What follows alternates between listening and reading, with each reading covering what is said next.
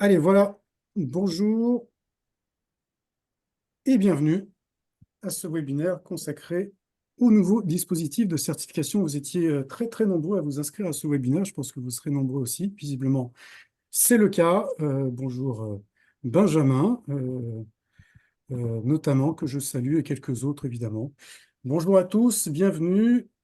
On est ensemble pour 1 heure.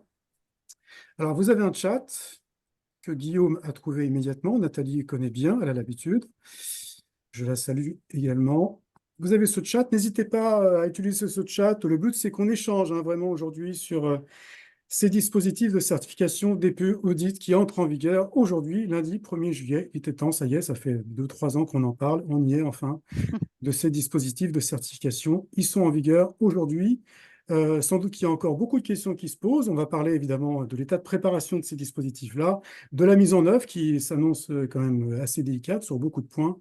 Et puis, on va surtout échanger ensemble. Donc, n'hésitez pas à commenter, à poser vos questions sur cet onglet chat dès maintenant. J'essaierai, dans la mesure du possible, de relayer vos commentaires, vos questions, mais vous êtes quand même très, très, très nombreux aujourd'hui. Je vous présente, vous les connaissez sans doute, Séverine Michaud. Bonjour Séverine. Bonjour tout le monde. Responsable de la certification de personnes chez AFNOR Certification. Et Hervé Pogam. Bonjour Hervé. Bonjour Séverine, bonjour Alain et bonjour à tous. Hervé Pogam, qui est à la tête de 2 OF, 2 OC, je l'ai cité, Apsidia Euh, Formation, Sherwood Training pour les OF, Est-ce et puis est-ce 2 bien OC. nécessaire? Et puis, pour être très précis ici, et puis Calixpert et Apsidia Certification. Voilà pour les 4 entités dont tu es le dirigeant, et puis tu es président aussi de l'AOCP, l'Association des organismes de certification de personnes. Et également, je crois aussi, il me semble, très actif dans une autre association d'organismes de formation, si je ne m'abuse. Il est partout, en Ça fait. commence à faire beaucoup. Ça fait beaucoup, effectivement. C'est Voilà. le cumul des mandats. Et le cumul des mandats. Je pense que c'est des postes qui sont pas rémunérés, je suppose, en tout cas pour les associations. Euh, Certains, je te Certains, remercie, il y a j'imagine. quand même certains qui sont rémunérés. Je l'espère pour toi, effectivement. Bref, voilà, donc n'hésitez pas à poser vos questions, on va essayer d'y répondre dans ce moment d'échange ensemble.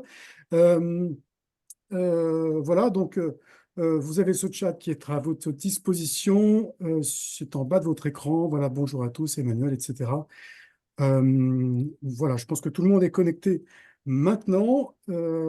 Alors, on ne va pas forcément rentrer dans les modalités de ces dispositifs parce que on pense en tout cas que vous les connaissez maintenant. Ça fait quand même des mois, voire plus encore qu'on les présente. On n'ira pas forcément dans le détail de ces dispositifs. Vous les connaissez. Une formation consolidée et plus importante aussi bien pour le DPE que pour l'audit. L'audit étant une extension du dispositif de certification DPE. Un régime dérogatoire actuellement, enfin transitoire avec les attestations pour l'audit, et puis des CSO nombreux maintenant, donc 3 CSO pour l'audit notamment, et pour le DPE aussi, je crois, 3 contrôles documentaires, etc., etc. Donc évidemment des dispositifs plus contraignants, ça vous le savez, plus impactants évidemment aussi sur le plan économique, puisqu'ils sont évidemment plus coûteux, on va en parler bien sûr aussi. Ma première question tout de même, Séverine, on est le 1er juillet. Est-ce qu'on est prêt? Est-ce que vous, OC, là, chez AFNOR, est-ce que vous êtes prêt à appliquer ce dispositif maintenant? Alors, on a beaucoup travaillé pour. Donc, du coup, d'un point de vue théorique, ça y est, on avait préparé tout ça, couché sur le papier toutes les actions à mener, fait valider l'ensemble de ce plan de transition par le COFRAC. Donc, ça y est, cette étape est passée.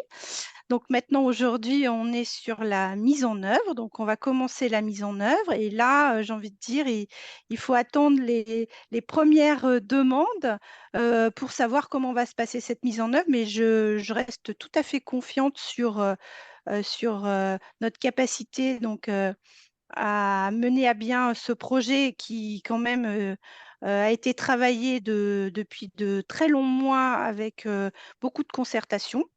Mhm.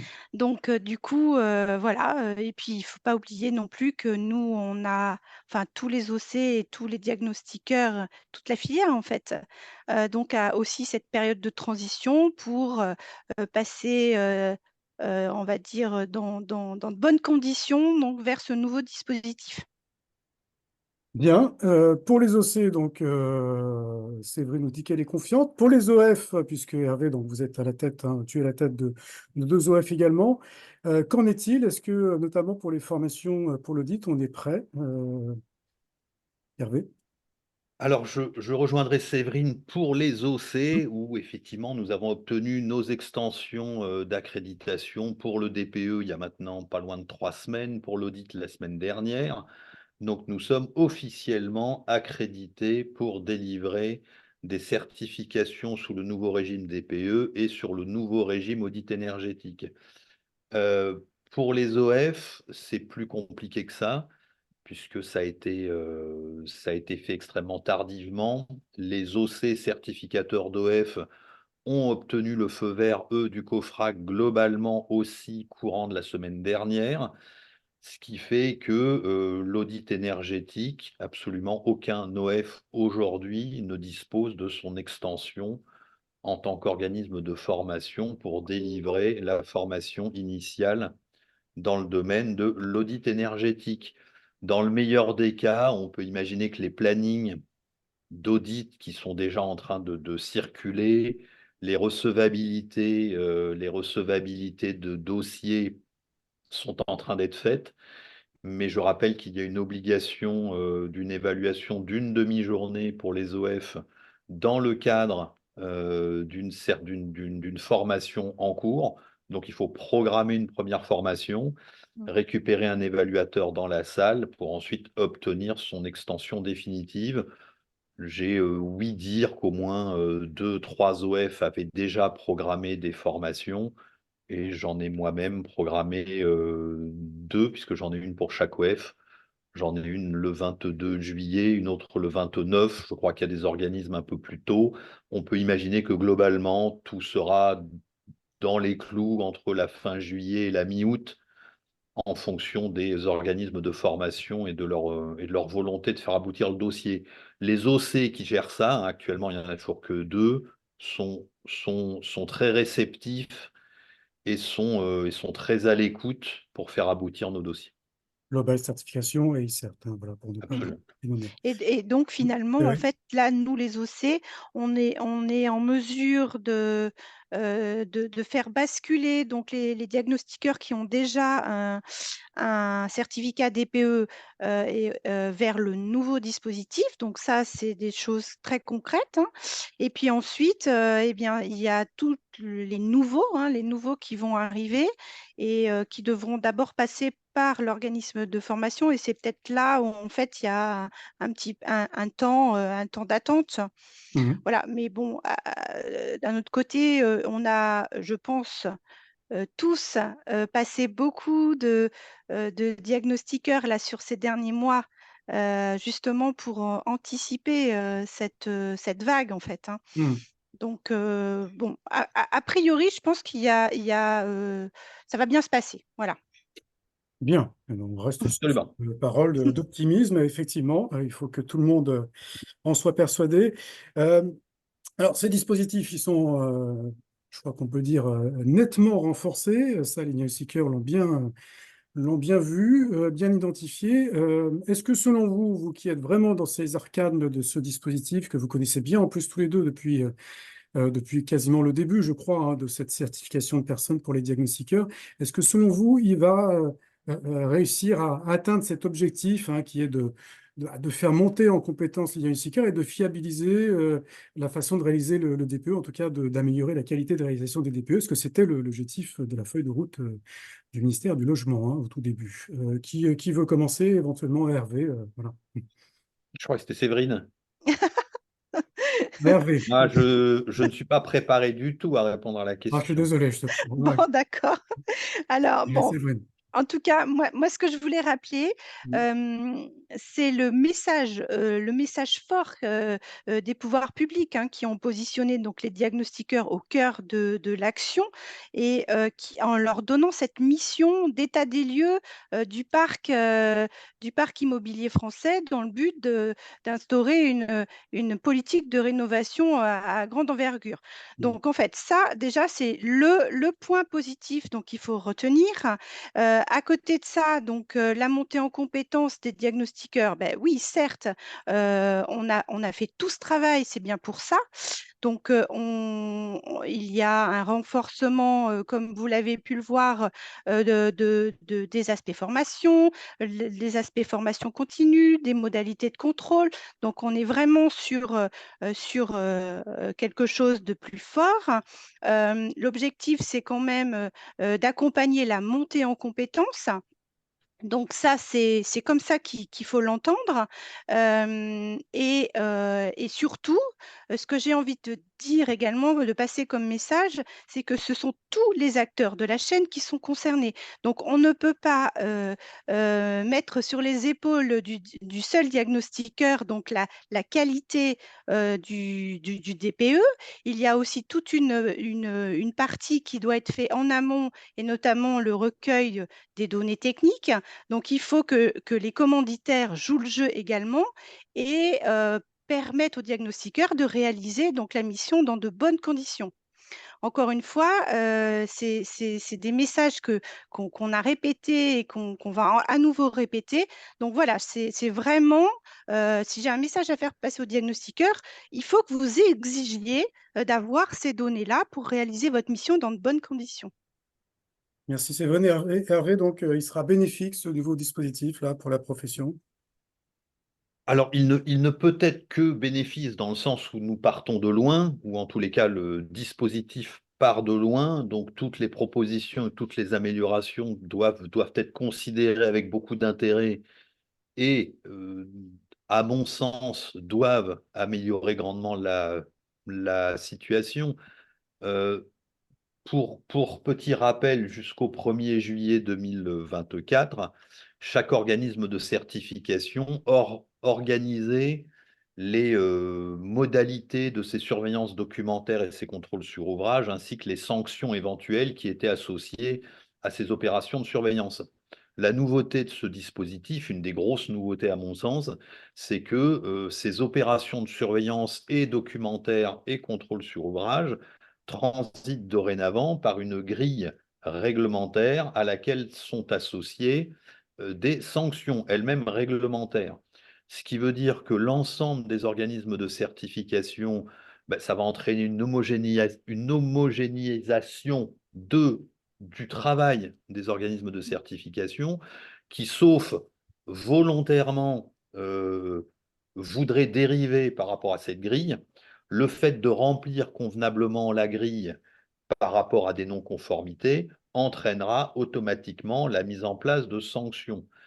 Il est important que les diagnostiqueurs se rendent compte que dorénavant, toutes ces opérations de surveillance, et donc il y en a une chaque année, hein, sauf la 7e année qui est une opération de renouvellement de la certification, le fait qu'il n'y ait plus d'examen ni théorique ni pratique pour le renouvellement de cette certification fait basculer dans le domaine des surveillances documentaires et CSO la responsabilité de vérifier les compétences.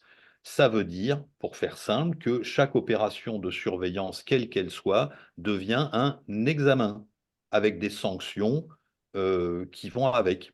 C'est ça la grande nouveauté. Donc oui, ça va certainement faire le ménage gentiment pour les gens qui avaient peut-être des dérives involontaires, des dérives techniques, voilà. Est-ce que ça sera suffisant pour mettre à mal les gens qui auraient des pratiques volontairement délictuelles? C'est autre chose. On va d'abord s'occuper de la montée en compétence de la profession qui est dans son immense majorité une profession honnête, hein, il faut quand même le rappeler, Mmh. et on va laisser de côté pour l'instant le tout petit pourcentage de malfaisants qui profitent de l'effet d'aubaine. On verra comment les éliminer au fur et à mesure.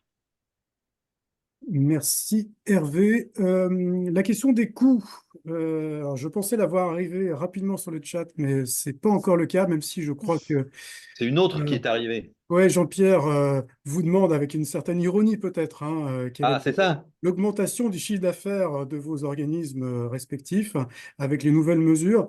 Mais bon, il y a aussi la question des coûts évidemment pour les diagnostiqueurs. Derrière cette question, forcément plus coûteux, on le sait. Sidiane, une des fédérations, a même publié un chiffre qui est de 35 000 euros par an sur le cycle de 7 ans pour les diagnostiqueurs qui font DPE et audit, même si évidemment Sidiane compte et les coûts complémentaires évidemment du nouveau dispositif et le manque à gagner du diagnostiqueur qui, lorsqu'il est en formation ou en CSO, ne fait pas de chiffre d'affaires pour son entreprise, hein, bien sûr. Donc ça englobe évidemment beaucoup, beaucoup de choses. Mais en tout cas, globalement, c'est un dispositif très coûteux, ça les diagnostiqueurs le savent. Pour des entreprises un peu fragilisées, c'est même sans doute difficile. Qu'est-ce qu'on peut leur répondre et puis comment est-ce qu'on peut optimiser ou mutualiser certaines choses pour rendre moins coûteux ces deux dispositifs-là. Hervé. Ça commence par moi. Je, Bonne fois. je reprendrai à mon compte à ce moment-là, mais je vais essayer de faire très court pour laisser la parole à Séverine. Euh, la dernière réunion que j'ai eue en physique à la direction de l'habitat, de l'urbanisme et des paysages avec Monsieur Caron, il y a dorénavant une année, qui avait très basiquement pris le nombre de certifiés possédant une certification dans un des domaines DPE et qui avait divisé, enfin c'est l'inverse, et qui avait divisé le nombre de DPE réalisés sur une année et qui était arrivé à une moyenne de 300 DPE par technicien en moyenne. Mhm. J'insiste bien, c'est une moyenne. Ça veut donc Mhm. dire qu'il y a des gens, oui, qui n'en font peut-être que 100 par an et certains qui en feraient 900, hein, comme toutes les moyennes. Il y a ceux qui sont en dessous, il y a ceux qui sont au-dessus, il y a ceux qui sont dedans. Or, l'augmentation qui avait déjà été mise sur la table à l'époque par Sidiane, Jean-Christophe Protet qui faisait partie de cette réunion, euh, on en arrivait à une augmentation de 3 euros par DPE pour absorber Mhm. intégralement cette nouvelle réglementation, c'est-à-dire globalement 1 000 euros par an. Et effectivement, 3 fois 3, 9, 900 euros, ça permet d'absorber. Vient se greffer l'audit énergétique dessus. Or, l'audit énergétique, c'est aussi une extension. Il y a aussi des contrôles documentaires qui, eux, ne pourront pas être mutualisés. Il y a des contrôles sur ouvrage que l'on va essayer de mutualiser le plus possible avec le DPE, puisque les deux processus se superposent entièrement. Il y a un coût d'examen supplémentaire, mais c'est vrai que le coût donné par Sidiane, incluant la garde de la nounou, la commande de Auchan Market, je plaisante volontairement. C'est-à-dire, c'est que moi, je connais le coût. Et donc, pour répondre à Jean-Pierre, l'augmentation de mon chiffre d'affaires par rapport au nombre de contrôles sur ouvrage que je dois mettre en œuvre, le nombre de surveillances que je dois mettre en œuvre de surveillance documentaire. Donc, je sais que globalement, quelqu'un qui bénéficierait de l'ensemble du DPE et de l'audit énergétique, on peut imaginer le coût sur 7 ans est de l'ordre de 10 000 euros. Donc le DPE tout seul, c'est 1 000 euros par an. Si on le lisse, je ne parle pas de la première année qui est plus compliquée, parce que première année, il y a et tutorat et contrôle sur ouvrage. Mais si on lisse sur les 7 années, à peu près 1 000 euros par an paraît raisonnable. Un complément pour l'audit énergétique, parce qu'il y aura un examen, il y aura des surveillances documentaires. Euh, on, on peut rajouter 3 000 euros. On peut imaginer que 10 000 euros est un chiffre qui n'est pas loin de la réalité. Ça dépend ensuite, chaque OC a son modèle économique, mais on n'est pas loin de la réalité. Mhm. Voilà. Mhm. Et je répondrai à Jean-Pierre sous forme de boutade aussi, c'est que je veux bien avoir l'évolution de son chiffre d'affaires lié à l'audit énergétique à, certifié constant, à mission constante. Mais je veux bien évoquer ces choses-là, mais en off, éventuellement, parce que c'est pas le sujet du jour. Bien entendu qu'on nous a fait cadeau d'une très grosse augmentation de chiffre d'affaires. Enfin, je ne vais pas le nier, je ne l'ai pas demandé, j'en suis pas responsable. C'est énormément de travail. Euh, bien entendu que ça va faire un apport de chiffre d'affaires, bien entendu, aux organismes de certification, aux organismes de formation. C'est pas pour rien que 3, 4, 5 organismes de formation ont vu le jour sur les 2, 3 derniers mois et qu'un nouvel OC vient de voir le jour aussi. C'est parce qu'on peut imaginer que certains ont vu par le biais de cette nouvelle réglementation un appel d'air Mm. et qui voulaient certainement participer à tout ça. À Hmm. toi, Séverine. Oui, rappelons, c'est vrai, vous allez le faire, mais évidemment, rappelons quand même que c'est pas vous, les OC, hein, qui avez Mm. organisé ce nouveau dispositif. Vous avez même, je crois, pendant un temps, essayé Tempéré, de tempéré. le tempérer un peu, effectivement, c'est vrai. Absolument. Oui, mais en fait, je voudrais aussi rappeler que comme tout organisme, comme toute entreprise, hein, donc on va mettre en place effectivement des nouvelles, évaluations, mais qui vont générer aussi des charges, donc du chiffre d'affaires, mais des charges. Donc c'est un équilibre, hein, donc voilà, je pense pas que les OC vont gagner plus d'argent. Hmm. Comment est-ce qu'on peut mutualiser, comment est-ce qu'on peut essayer d'optimiser quand même ces coûts dans la mesure du possible? Il y a des solutions, vous y réfléchissez. Comment est-ce que vous avez des échanges avec les DHUP? Comment on en est où? Mais en Non? tout cas, pour tout ce qui est contrôle sur ouvrage, on va essayer d'optimiser un maximum parce que Hmm. c'est ça qui effectivement, est le plus coûteux dans dans En dehors des formations, oui. Oui. voilà, la batterie. Oui, je parle des évaluations, moi. Hmm. Hmm. Dans la batterie des évaluations que nous devons mettre en œuvre, c'est ce qui va être le plus coûteux puisqu'on a un examinateur qui se déplace. Hmm. Mais sinon, on va essayer d'optimiser un maximum, hein. Très bien. Le coût, alors si je peux juste Hervé? rajouter, le coût, il y a pas énormément de solutions. On Mmh. sait tous qu'un contrôle sur ouvrage, ce qui coûte cher, c'est le déplacement de l'examinateur, c'est-à-dire que le contrôle sur ouvrage porte sur un domaine ou sur 6 domaines, le déplacement de l'examinateur est Hmm. là. Hmm. Donc l'intelligence, c'est de mutualiser déjà le plus possible l'ensemble des contrôles sur ouvrage, puisque je rappelle que les autres domaines continuent à vivre leur vie Mmh. et ont l'obligation d'une mise en place d'un contrôle sur ouvrage global pendant le cycle de certification. Et ça va être le rôle de l'organisme de certification d'essayer de mutualiser au moins un des 3 contrôles sur ouvrage DPE avec le contrôle sur ouvrage des autres domaines. Bon, on ne peut pas faire plus. Cela, on pourra essayer. Côté formation, c'est profiter de ce que la réglementation nous laisse comme liberté pour faire du e-learning, parce que ça veut dire que le travail de formation peut se faire de chez soi et pour les indépendants à des horaires différents, etc. Et ne faire venir les gens dans la salle que pour les jours nécessaires réglementairement, de façon à éviter un trop gros manque à gagner par ce biais-là. Et puis des tarifs que je revendique extrêmement étudiés parce qu'on se rend compte que cette profession a été mise à contribution de façon importante depuis déjà un certain nombre de mois et que effectivement des gens qui ont déjà fait des formations audit énergétique qui ne conviennent pas à cette nouvelle réglementation, hein, d'une Mmh. journée, 2 journées, 3 journées, qui ont dépensé 500, 800, 1000 euros, qui ont dépensé de l'argent pour des attestations de Hmm. compétences, qui ont dépensé de l'argent pour des surveillances de cette attestation de compétences. On n'est pas là pour mettre en place une formation audit qui coûterait un prix X volontairement. Moi, je sais que cette formation est vendue très en dessous de ce que l'on vendrait une formation en temps normal. Pourquoi?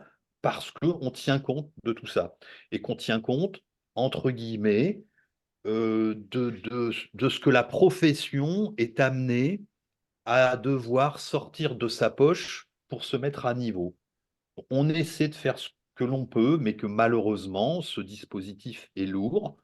Et je rejoins Séverine sur le fait que oui, il y a une grosse augmentation du chiffre d'affaires, mais il y a les charges qui vont avec.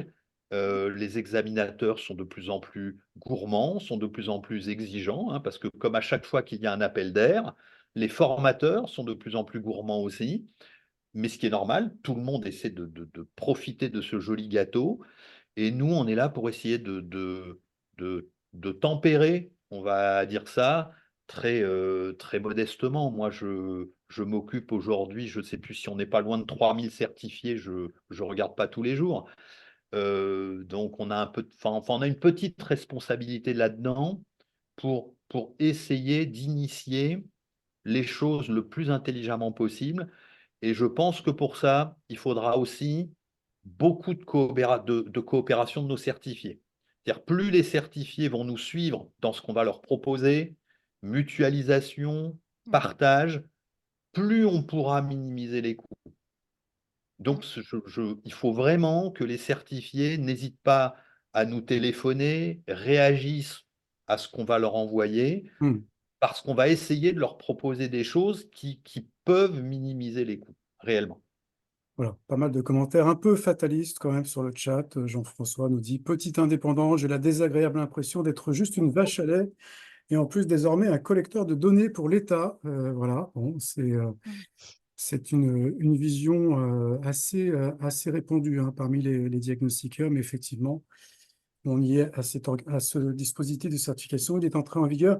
Hervé parlait des examinateurs. Séverine, on en est où justement chez les OC là, de cette recherche? Enfin, je ne sais pas si vous êtes en recherche d'ailleurs d'examinateurs ou de tuteurs d'ailleurs aussi, mais on peut en parler avec les OF là.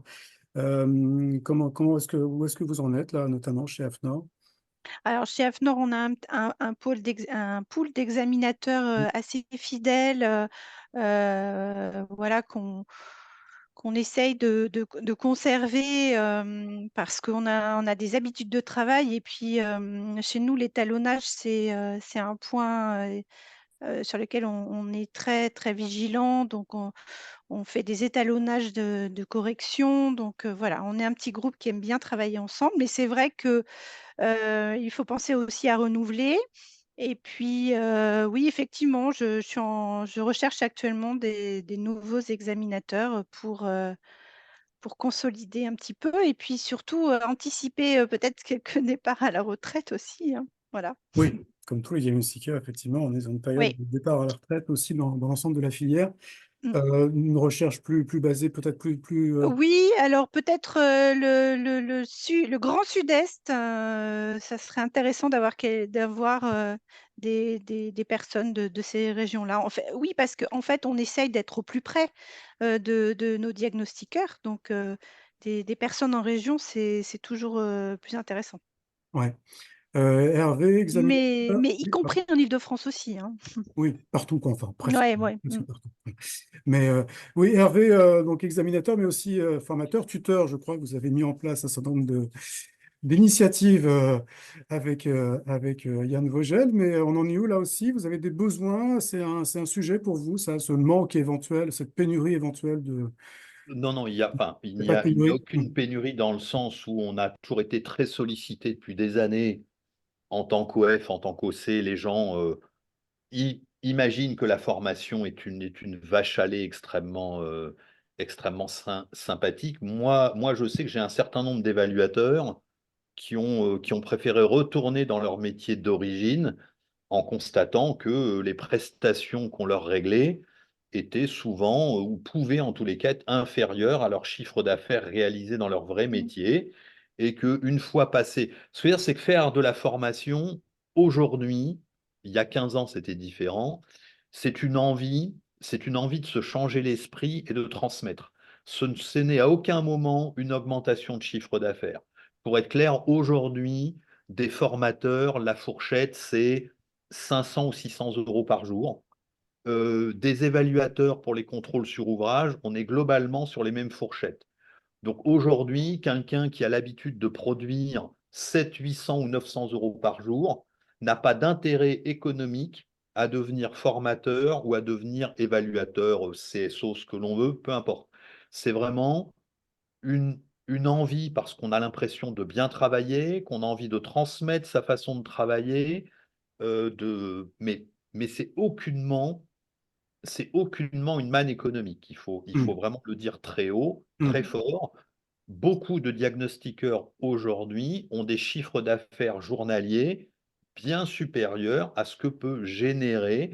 Mais c'est la même chose pour un expert, pour un évaluateur Oui. COFRAC, hein. Les hum, gens s'imaginent le travail qu'il y a à fournir est un gros travail. En plus, quand on veut être évaluateur, ça veut dire qu'on se revendique comme étant plutôt bon dans la catégorie des bons élèves, hein. On ne peut pas prétendre être évaluateur si on est mauvais. Donc, le recrutement, il est déjà fait. J'ai des équipes, moi aussi, avec lesquelles je travaille depuis un moment.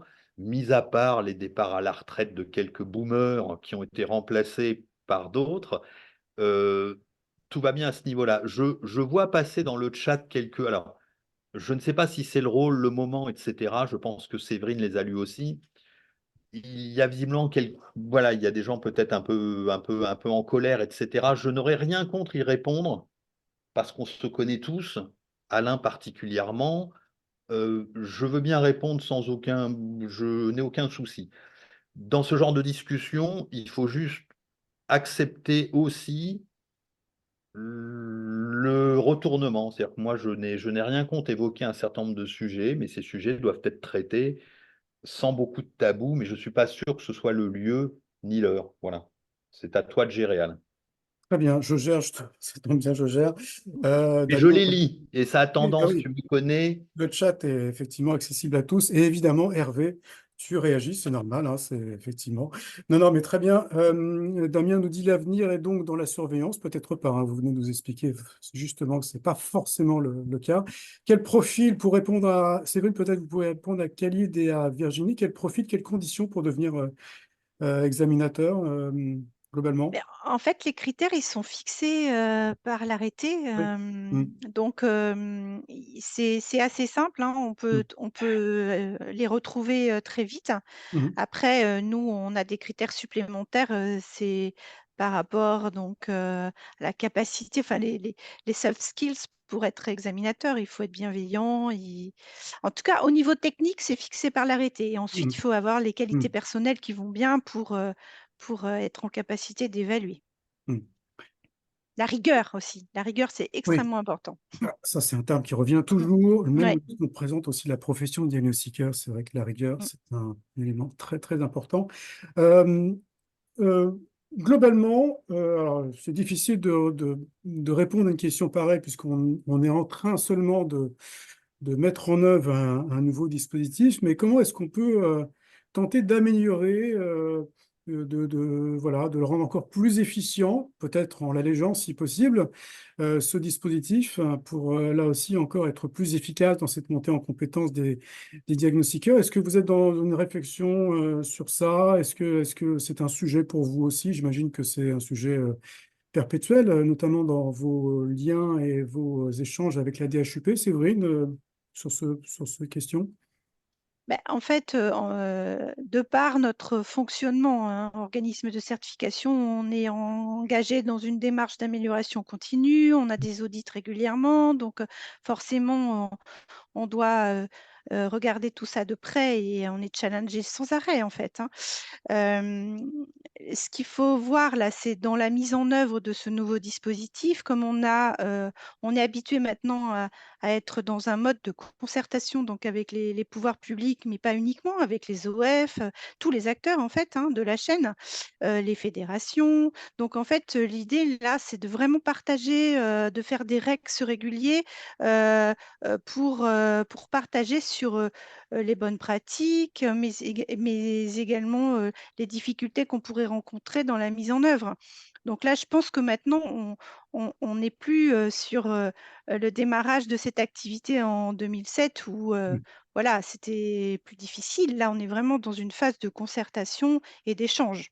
Mm. Donc je Et vous- pense que forcément, d'ailleurs, vous voyez, là, dans le mois de juillet, on a encore des réunions pour échanger sur, ces premières semaines de mise en œuvre du nouveau mm. dispositif.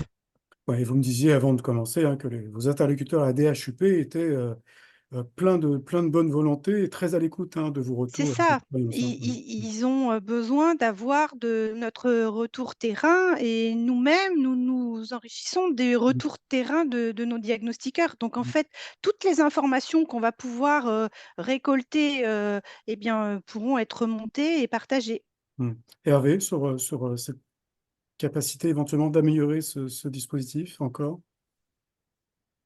Alors sur la capacité de l'améliorer, j'ai j'ai beaucoup de mal à ne pas avoir en tête ce que je vois écrit sur ce chat qui, enfin, je comprends mieux, hein, je vais faire ma petite diatribe pendant 1 minute et demie, promis. Pas plus, hein, 1 minute et demie. Pas plus. On Je t'écoute. ne suis sur aucun réseau social, pour ceux qui me connaissent, et je comprends tous les jours pourquoi.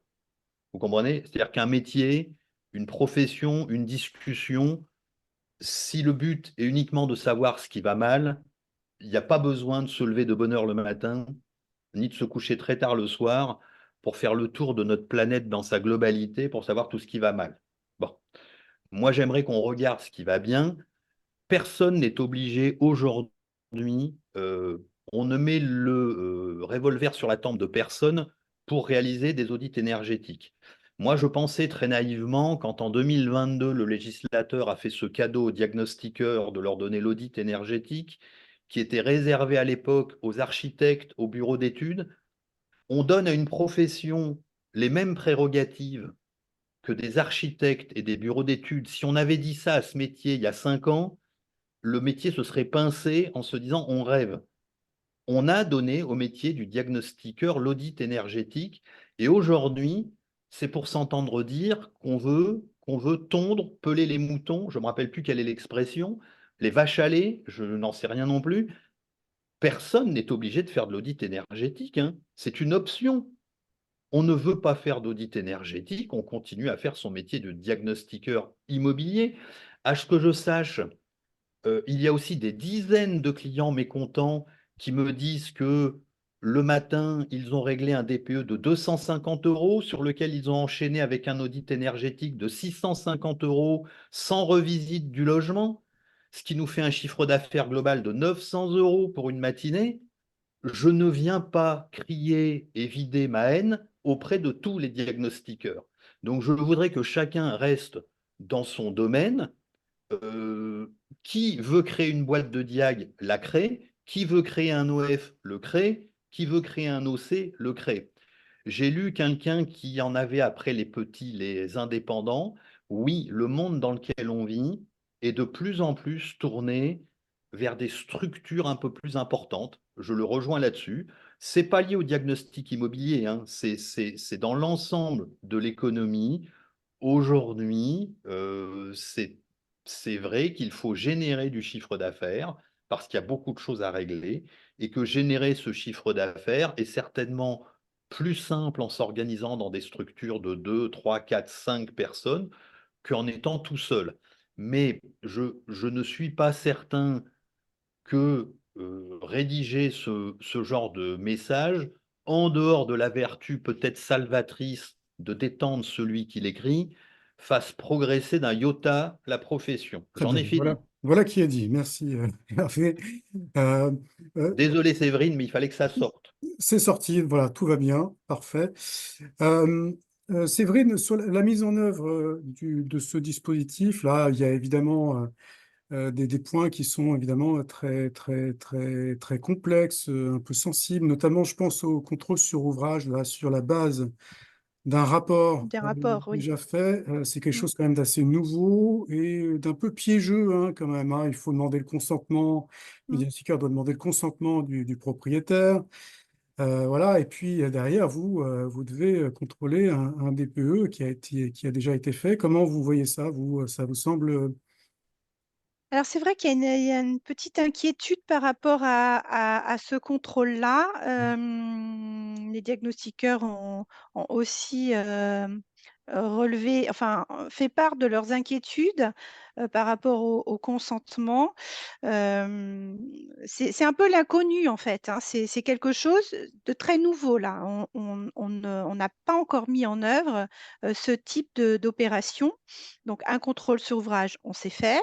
Mais là, il va s'agir d'aller contacter donc l'occupant et puis d'organiser ce contrôle sur ouvrage. Voilà. Donc moi,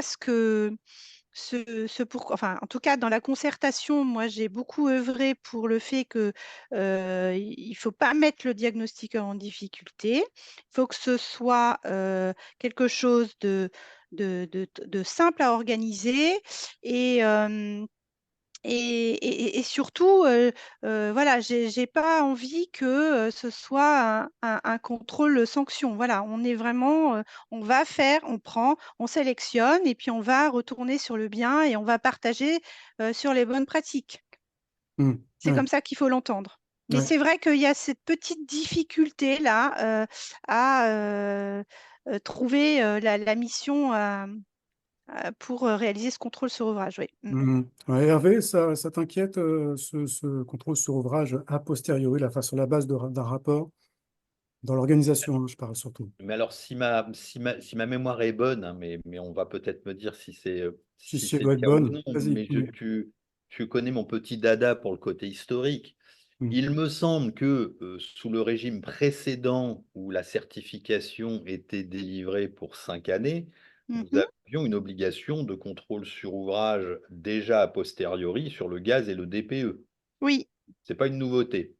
Là où les remontées pour le prescripteur lui ont donné envie de faire évoluer un tout petit peu les choses, c'est d'obtenir le consentement des propriétaires, du donneur d'ordre, afin que l'on puisse, entre guillemets, sélectionner nous-mêmes le bien dans lequel retourner et non pas ce qui se pratiquait jusqu'à présent, le bien sélectionné par le certifié. Pourquoi? Je rappelle très rapidement, nous avions une liste exhaustive du travail effectué par le certifié.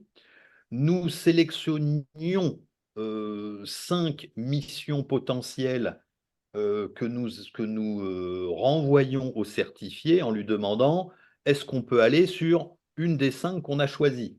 La réponse, si ça ne lui convenait pas, était: «Le client a vendu ou ne veut pas», et forcément, il nous réaiguillait sur une des Mm. 5 missions qui lui convenait. Oui.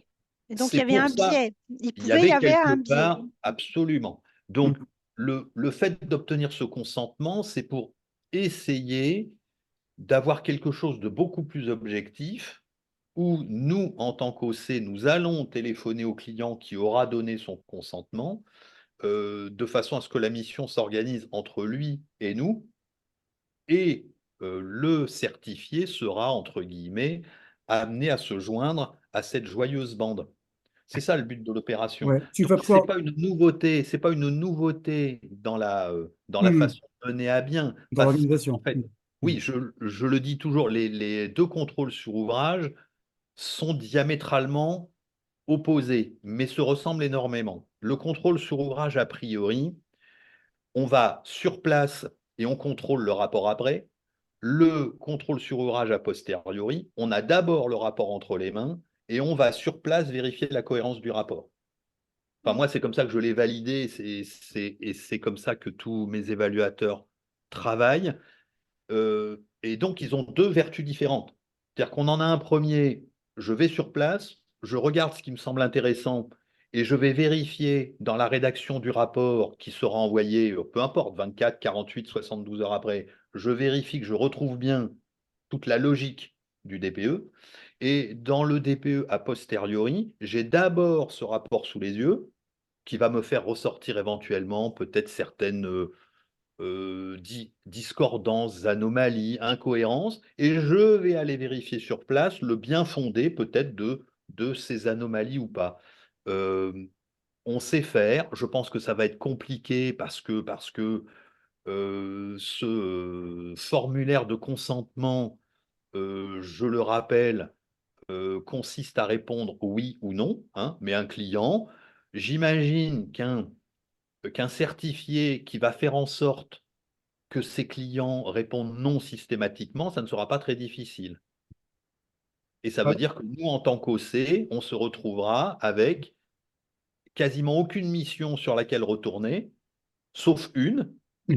que le certifié aura choisie, je plaisante, Avec un consentement positif, bizarrement. sur lequel on Ouais, aura cette fois-ci un accord pour retourner. Et voilà. ouais. On peut toujours trouver une dérive à un système. Hervé, tu vas Mm. pouvoir répondre à Olivier qui demande si nous n'avons pas le consentement, comment fait-on? Eh ben, on dit qu'on n'a pas le consentement. La seule obligation consiste à joindre ce formulaire à votre rapport. Point. Le formulaire est complété avec un accord ou un refus, peu importe. Très bien. J'ai pas mieux à dire. J'ai pas mieux à Oui, dire. c'est tout à fait Il clair. Il y faut avait le effectivement un formulaire complété. débat Voilà. encore il y a quelques jours sur cette question-là. Mm. Euh, oui, Séverine, vous vouliez peut-être. Oui, peut-être une précision, on n'a pas besoin d'un consentement lorsque c'est une personne morale qui commande le diagnostic. Oui, c'est exact. C'est une des exceptions, Mm, effectivement. mm. Et Ça ne Olivier, concerne que les personnes physiques, Voilà, parce que absolument, c'est... puisque les personnes morales ne sont pas soumises à ce traitement de mm, données, etc. Oui, Donc, absolument. Ça ne concernera que vos clients, personnes physiques, mm, mm, monsieur et madame, pour lesquels il faut obtenir lié au RGPD, etc. mm, très mm. bien. Pour les personnes morales, le problème ne se pose pas. Ouais. Et donc, Mais en tout état de cause, ce n'est que le formulaire qui est exigible, le contenu du formulaire qui est consentement ou refus de consentement. Le DPE est totalement réglementaire. Le DPE est publié à l'ADEME et tout va bien. très bien. Donc, ça confirme ce que nous dit Olivier. On pourra donc l'envoyer à l'ADEME avec un nom. Donc, effectivement, voilà. Oui, tout à fait. Parce que ça, c'était une question qui se posait encore la semaine dernière. Voilà pour l'essentiel des questionnements sur ce dispositif de certification. Euh, la formation, on n'en a pas parlé beaucoup. Peut-être Hervé peut nous en dire un mot. Elle est plus, évidemment plus dense, plus développée. Elle sera plus pratique aussi, hein. C'était une demande quand même aussi de la filière, ça. Est-ce qu'elle vous paraît, Hervé, dans les programmes, dans la façon dont elle va s'organiser, dans ses modalités, là aussi, plus efficaces? On dit souvent que la formation est toujours un peu faible, on va dire, sur les différents domaines et que c'est souvent la source de beaucoup de maux dans notre profession, Hervé. Alors, on parle DPE ou on parle audit? DPE et audit, c'est à peu près globalement les mêmes dispositifs quand même, hein. Oui, enfin, on est globalement sur la même logique Mm. d'avoir associé aux formations, entre guillemets, qui existaient déjà, à ces Mm. formations théoriques sur la thermique bâtiment, la réglementation, etc., ont été associés dans les deux domaines une obligation de formation pratique. Alors, pratique en salle dans un premier temps avec des cas pratiques et de la pratique terrain pour la réalisation réellement du DPE et ou de l'audit énergétique. Alors, pour l'audit énergétique, la formation réglementaire a une durée de 10 jours. Sur ces 10 jours, 6 jours peuvent être effectués en distanciel, 4 jours doivent être effectués en présentiel, et sur ces 4 jours, il y a au moins 2 journées de pratique terrain. C'est clair pour tout le monde. Tout à fait. Pour le DPE, j'ai un doute tout à coup. La durée de la formation est de 8 jours, ça, il n'y a pas de souci. Il y a 4 jours de théorie et 4 jours de pratique. Sur ces 4 jours de pratique, si ma mémoire est bonne, seuls 2 jours de présentiel sont nécessaires et une journée de pratique terrain. En tous les cas, plus aucun certifié, nouvellement certifié, ne pourra dire qu'il n'a pas réalisé à minima un ou deux DPE ou un ou deux audits énergétiques de A à Z. C'est en tous les cas l'obligation. Les OC des OF vérifient l'ensemble des supports, des contenus des supports, la compétence des formateurs. J'ai vu passer un petit quelque chose sur les formateurs qui sont pas bons à grand-chose. L'ensemble des formateurs, en tous les cas, doivent être validés par les OC. En tous les cas, leur processus de recrutement, parce que bien entendu qu'on peut recruter un formateur en cours d'année sans demander l'avis de son organisme de certification, mais celui-ci doit correspondre au process de recrutement des formateurs et donc répondre aux mêmes exigences réglementaires, Séverine vous l'a dit, et je le confirme, et puis aux critères supplémentaires qui ont été mis en place par l'organisme de formation. Je rappelle aussi à tout le monde que la première année des certifiés initiaux est une année très lourde, puisque en DPE, il y a une obligation de tutorat côté formation et une obligation de contrôle sur ouvrage côté organisme de certification. Je rappelle à tout le monde que dès le 20e DPE publié à l'ADEME pour un certifié initial, l'ADEME nous en informe. Et je vous confirme que j'ai reçu 118 mails en fin de semaine dernière Donc ça fonctionne. m'informant que Mm. j'avais 118 personnes qui avaient déjà déposé 20 DPE à l'ADEME et pour lesquels je mettais en place et j'initiais le contrôle sur ouvrage de première année. Voilà. Très bien. Merci Hervé. Je regarde si on a quelques questions complémentaires qui pourraient nous aider peut-être à développer nos différents points. Oui, il y a des questions évidemment qui sont plus d'ordre de la consultation individuelle ou des cas un peu particuliers, donc on ne va pas forcément prendre le temps. Non, mais si Euh, on peut juste rappeler qu'il ouais. existe 2 process pour devenir auditeur très rapidement, parce que j'ai Alors, l'impression que tout le monde allons-y n'a pas Hervé. l'air On est là pour ça, pourquoi pas? que tout le monde n'a pas l'air certain de l'opération. Je rappelle que pour les diagnostiqueurs, c'est par le biais d'une période transitoire que les diagnostiqueurs ont eu accès à cet audit énergétique, pour lequel les conditions d'accès sont à partir d'aujourd'hui, donc 1er juillet 2024, c'est avoir à minima 2 années de certification DPE derrière soi, Mhm. suivre avec succès une formation de 10 jours auprès d'un OF certifié et passer un examen de certification, ce qui donnera le droit d'exercer, a priori, si tout va bien, pendant une durée maximale de 7 ans, ou en tous les cas rattaché, puisque c'est une extension du DPE sans mention, ça sera rattaché en tout état de cause à la date de départ initiale de votre DPE. Il existe une deuxième voie, qui est la voie d'origine, qui est la voie qui était réservée aux architectes, enfin on a tendance à dire aux architectes et aux bureaux d'études. Un bureau d'études, je le rappelle à tout le monde, c'est une coquille vide. Un bureau d'études, on met ce qu'on veut à l'intérieur, il faut de la compétence. Et si vous sollicitez l'OPP BQI ou Calibat, c'est ça qu'ont les deux. L'OPQBI. L'OPQBI, j'étais pas loin, mais il y avait Oui. trop de Q ou trop de B ou pas assez de I. Ce sont des process de certification d'entreprise Mm. qui sont beaucoup plus lourds. J'ai vu passer un chiffre, je ne suis pas au courant des chiffres, mais il ne me paraît pas correspondre à la réalité. Oui, où il faut De un 1000 référent technique, en oui, fait. enfin, c'est ça. Mais les 1 000 euros pour 5 ans ne correspondent à rien. Je ne connais aucune qualif qui coûte 1 000 euros pour 5 ans. Ça se saurait. Et là, en tous les cas, c'est l'entreprise qui va bénéficier de ce régime et toutes les personnes qui travaillent dans l'entreprise ont donc la compétence, entre guillemets, sous le chef du responsable de l'entreprise, de faire des audits énergétiques. Mais c'est vrai que la compétence n'est pas du tout la même et que si on n'est pas bardé de diplômes ou d'expérience réellement dans la construction, il sera difficile de monter un dossier par ce biais-là. J'insiste sur le fait que pour un indépendant, le jeu n'en vaut pas du tout la chandelle financièrement.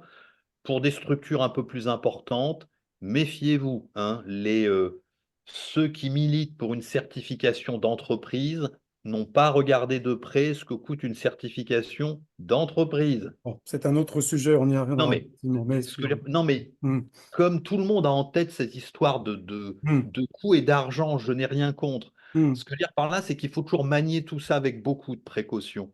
Vous comprenez? Je le rappelle à tout le monde qu'on peut passer de 5 ans à 7 ans à la demande d'une association des diagnostiqueurs indépendants qui a crié victoire en ayant obtenu 2 années de certification complémentaire. À quel coût? Contrôle sur ouvrage, obligation de formation, etc. Ce que je veux dire par là, c'est que le passage de 5 à 7 ans qui a été déclaré comme une victoire par cette association, euh, a coûté au final 2 fois plus cher aux diagnostiqueurs. Et je pense qu'aujourd'hui, les sirènes qui pourraient faire croire que d'autres systèmes pourraient être plus vertueux économiquement, ce n'est pas vrai du tout. Ouais, aucun lien avec l'actualité politique dans ce que tu nous dis, on est d'accord. D'accord. Ah, aucune. Enfin, non. Bon, Non. très bien. Non. Très Non, mais bien. c'est deux systèmes Oui, différents. Oui, hum, La qualification d'entreprise, c'est un schéma c'est particulier ça. où c'est Mm. on se base sur l'enregistrement de l'entreprise et la compétence du référent technique qui doit chapeauter les autres personnes qui vont réaliser les diagnostics, enfin les audits, pardon. Et la certification de personne, on est vraiment sur la compétence de la personne et le certificat est rattaché à la personne. Alors que dans la qualification d'entreprise, le certificat, il est rattaché à l'entreprise avec mention du référent technique. Voilà. Bon, ben, c'est deux schémas différents. Sachant qu'en plus, la qualification d'entreprise, elle était basée sur une norme, qui n'a pas été qui va s'arrêter et il y a un autre système, une autre norme d'accréditation qui va rentrer, en ligne de compte. Donc bon, voilà. Donc là, je pense que la certification d'entreprise, elle va encore bouger et c'est vrai que pour une petite structure, c'est mettre en place un système qualité, mais ça demande en fait, un effort. C'est pas la même chose que de se faire évaluer personnellement, hein. C'est un autre système Mhm. Euh, qui peut être lourd, qui On peut n'a être pas, lourd. on n'a pas cité, mais évidemment, c'est Sidiane, hein, cette Mmh. fédération qui milite évidemment beaucoup pour ses membres, hein, pour mettre en place un système mixte, hein.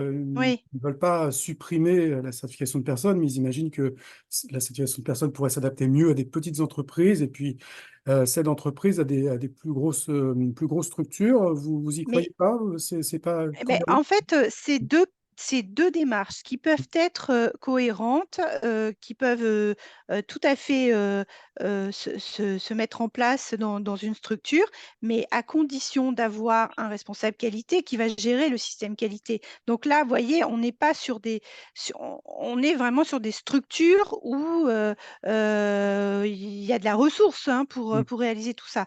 mm, C'est-à-dire qu'on ne peut pas demander à une personne de terrain, de s'occuper en plus du système qualité. C'est trop compliqué. mm, Je rejoins totalement Séverine là-dessus. Ce que les gens oublient, c'est que la certification de personne ne s'occupe absolument pas d'autre chose que la compétence Mmh, de la personne que l'on certifie.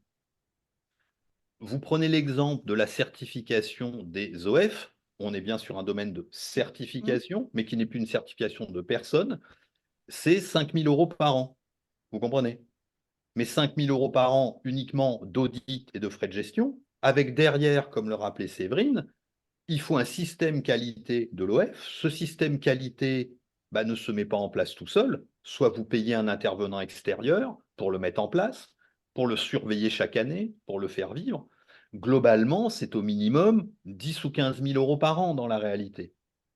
Donc, on ne parle pas de la même chose, tout simplement. Et c'est vrai que le coût, euh, le, le, le coût d'enregistrement ne doit pas servir à dissimuler un véritable travail derrière mmh, et qu'il faut creuser un tout petit peu pour se rendre compte que la certification de personne est quelque chose d'extrêmement simple, hein, qui peut vraiment être fait du jour au lendemain, sans aucun système lourd à mettre en place, et qui a un contre-coup financier, mais je le maintiens, ce contre-coup financier n'est pas aussi excessif que ça. Ensuite, bien entendu, quand on est de l'autre côté de la barrière, hein, c'est comme quand on emmène sa voiture chez le garagiste, etc. Je peux l'entendre et je peux le comprendre. Mais voilà. il faut toujours faire attention euh, à ce qui peut exister sous une autre forme. Et Séverine l'a très justement rappelé, bien plus justement que moi. Pourtant, on y est confronté en permanence. Ce sont des systèmes. Et mmh. je peux vous dire que pour faire vivre des systèmes, c'est une fortune. Voilà, c'est tout. C'est pas, bon, on ne peut pas dire plus. Donc faites vraiment attention, Très hein, bien. allez-y si vous avez envie, mais vérifiez bien les tenants et les aboutissants pour faire vivre votre système. Très bien. Bon, voilà, on s'éloigne un petit peu de Un notre petit sujet peu du jour, mais sujet, oui. effectivement, c'est intéressant aussi de vous entendre sur ces sujets-là qui sont portés par une des fédérations, quand même la principale, peut-être d'ailleurs des diagnostiqueurs. Donc, c'est pas neutre non plus. On y reviendra forcément avec eux et avec vous peut-être aussi. Voilà, bon, il est 15h29. On va clore ce webinaire. Il me reste à vous remercier tous les deux pour votre. Voilà, c'est pas de langue de bois. Les choses ont été dites. C'est plutôt. C'était très attendu, évidemment, toujours par d'Hervé, hein, toujours. Mais voilà, merci beaucoup, Séverine, également. Je crois qu'on a eu les réponses aux questions qui se posaient de manière générale. Après, voilà, il y a Ah, des cas particuliers, mais moi, j'invite évidemment tous ceux qui ont des questions sur leur cas particulier de se mettre en relation avec leur OC qui doivent normalement avoir la réponse hein, pour chacun de leurs certifiés. Pareil pour les OF et leurs stagiaires. Voilà, merci à tous. Le webinaire est enregistré, donc il sera en replay sur YouTube dès demain. Et puis j'en profite aussi pour dire que vendredi, on a eu une session des ateliers du DIAG avec une certaine Anne Semet que tu connais bien, Hervé, et qu'on connaît bien tous les deux sur les grilles de contrôle et les sanctions, les suites, etc. S'y préparer, c'est un vrai sujet. Je vous invite vraiment à regarder cette session-là qui était passionnante. Beaucoup de conseils de prévention, parce que je sais que ça inquiète beaucoup les acteurs de la filière, ces grilles de contrôle et d'évaluation des DPE et des audits. C'était vendredi, hein. Vous aurez également le replay sur Diagactu. Merci à tous. Bonne journée. À très bientôt. Bon après-midi à tous. Merci encore, hein, Merci à Séverine vous. et Hervé. Merci beaucoup. Merci Séverine pour ta tempérance et ton recul sur Oui, le, c'est très sur le complémentaire job. avec voilà, Hervé. C'était très bien. Bah, Parfait. écoutez, j'avais envie aussi de vous donner un message positif dans cette nouvelle réglementation. Et voilà, soyez sans crainte. On est comme vous, en fait. Voilà, on espère que tout Bon va bien se après-midi. passer. Merci. Bon après-midi à Merci, à tous. très Au revoir. bientôt.